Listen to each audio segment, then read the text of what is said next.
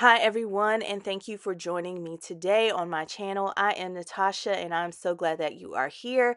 Today I'm just sharing a quick card that I created using the September stamp and cut of the month, and it is called Pick of the Patch. This creates layered gourds and includes a cute sentiment that you can also die cut out.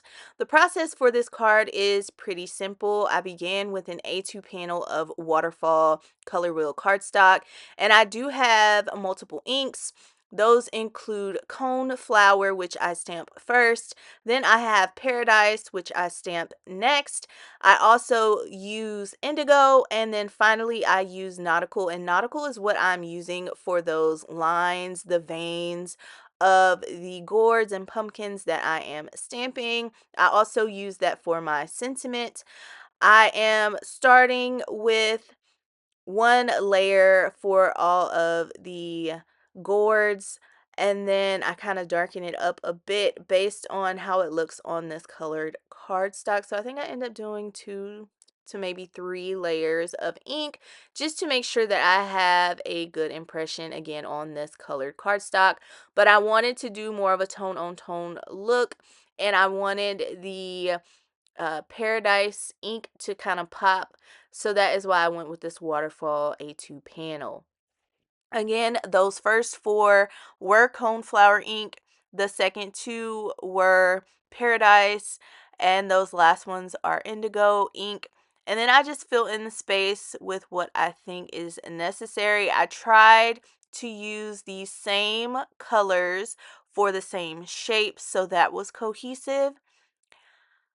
Once I have my panel all filled, I will then go in and add the details using Nautical ink. Nautical ink is my darkest ink, so that is what I use. Hopefully I did not say that wrong before, but that is the ink that I'm using for all of the details as well as the sentiment.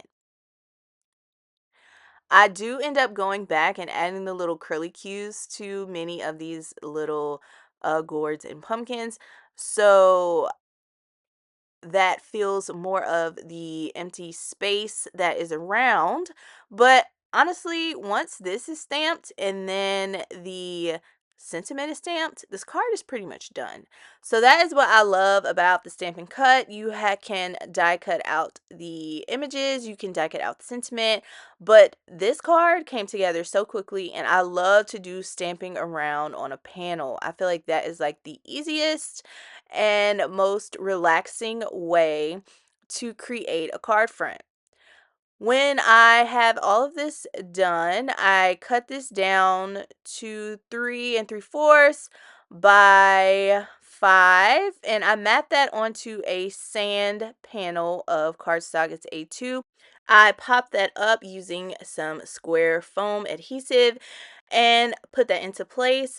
Here you see me just using a sand eraser to clean up some small smudges of ink. And then I use my foam that I cut down to pop up the sentiment in the center. I'm all about dimension and I absolutely love it. I did stamp the sentiment on to the center of another sand panel and then die cut that. You can kind of see that in the top corner up there. And that's just a tip for you to be able to stretch your cardstock. Don't always go for the corners. Stamp in the center and you can cover it up later when you glue a panel onto the top. Moving right along, I told you this card comes together very quickly. This is me adding some translucent blue Hero Enamel dots to the card panel. I do love this bluish green tone. I think it brings out those paradise colored gourds that are on this card front. So I just add those, and I think they were like the perfect touch. I did think it needed a little something else, so here I am going in with the curly cues at the top of the stems, and I just grab a stamp block and the nautical ink, and I carefully put them onto the panel. You should do this probably before, um, and don't be like me because I did have to move my sentiment around, and I'm also stamping on an uneven surface because I just used foam squares to pop up the panel and not like a full panel of foam. Again, this is one of my favorite methods to use when stamping, and I think this card took maybe 20 minutes from start to finish to create. So if you are interested in these products or want to see more inspiration, check the description box down below. Thank you so much for watching and have a great day.